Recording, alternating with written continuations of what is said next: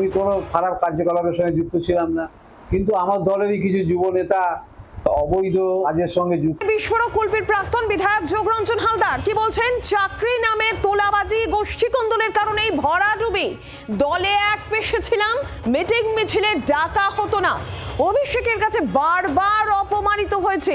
নির্বাচনে ভরাডুবির পর মুখ খুললেন প্রাক্তন তৃণমূল বিধায়ক। বিস্ফোরক সব মন্তব্য তার নিশানা অভিষেক বন্দ্যোপাধ্যায়।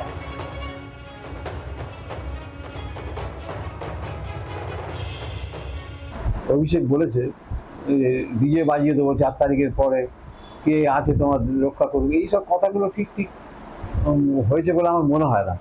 এগুলো একটু খারাপভাবে নিয়েছে মানুষ। নকিবুদ্দিন গাজী রয়েছেন আমাদের সঙ্গে এই মুহূর্তে টেলিফোন লাইনে। নকিবুদ্দিন, প্রাক্তন বিধায়কের বিস্ফোরক মন্তব্য, নিশানায় অভিষেক বন্দ্যোপাধ্যায়। হ্যাঁ, একদমই তাই। যেটা জানা যাচ্ছে যে কুলপি বিধানসভার বিধায়ক যোগরঞ্জন হালদার তিনি এবারে টিকিট পাননি এবং দাঁড়াননি। তিনি দীর্ঘদিনের তৃণমূলের সৈনিক, তিনি তৃণমূলের জন্মলগ্ন থেকেই তিনি আসেন এবং একাধিকবার বিধায়ক এবং মূলত এই কুলপি বিধানসভা জুড়ে তোলাবাজি এবং চাকরি দেওয়ার নাম করে টাকা নেওয়া, বিভিন্ন ক্ষেত্রে টাকা নেওয়া এবং সেই টাকা নেওয়া হচ্ছে বলে, দুর্নীতি হচ্ছে বলে, সেসব বিষয় নিয়ে পার্টির যে ঊর্ধ্বতন কর্তৃপক্ষকে জানিয়েছেন অভিষেক বন্দ্যোপাধ্যায় এবং মমতা বন্দ্যোপাধ্যায়কে জানাতে গেলে তার অভিযোগ সেই কথাগুলো শুনতো না। ফলে এই অভিযোগ করার ফলে কিন্তু বারবার এই অভিযোগ হচ্ছে, যখন এই অভিযোগের কোনো কর্ণপাত না করার ফলে কিন্তু তিনি আর কিছু না বলার ফলে কিন্তু তাকে এবারেই 26-এ নির্বাচনের টিকিট দেওয়া হয়নি বলে এমনটাই দাবি।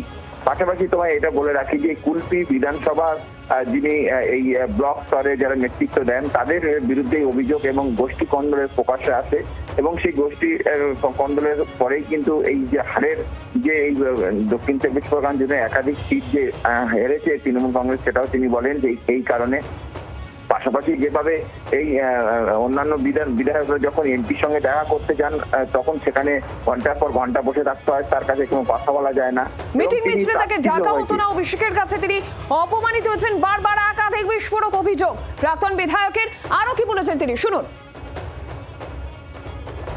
আমি কোনো খারাপ কার্যকলাপের সঙ্গে যুক্ত ছিলাম না, কিন্তু আমার দলেরই কিছু যুব নেতা অবৈধ কাজের সঙ্গে যুক্ত এবং সেই কারণে আমি বিভিন্ন সময় প্রতিবাদ করি এবং সেই প্রতিবাদের কণ্ঠস্বর যখন আমাদের রাজ্য স্তরে পৌঁছে অভিষেকের অফিসে, তখন দেখা যায় যে যারা অন্যায় করছে, যারা টাকা তুলছে, দলের ক্ষতি করার চেষ্টা করছে, তাদেরকে সহযোগিতা করা হচ্ছে আর আমার কথাটাকে গ্রাহ্য করা হচ্ছে না। এই লোকগুলো সকলে এক জায়গায় হয়ে আমার বিরুদ্ধে, মানে পঞ্চায়েতের অর্ধেক টাকা আমার, অর্ধেকটার মতো ঘরের টাকা, আর বিরোধিতা আমি করি। এইসব কারণে আমার লোক সাজসে আর আমাদের এমপি পাপি হালদারের সহযোগিতায় তারা আমাকে করিয়ে দিতে চেয়েছে। করিয়ে যখন দিতে চেয়েছে তখন আমি আস্তে আস্তে সরেই যাচ্ছি। বাংলার আওয়াজ, বাঙালির আবেগ, জি 24 ঘন্টা।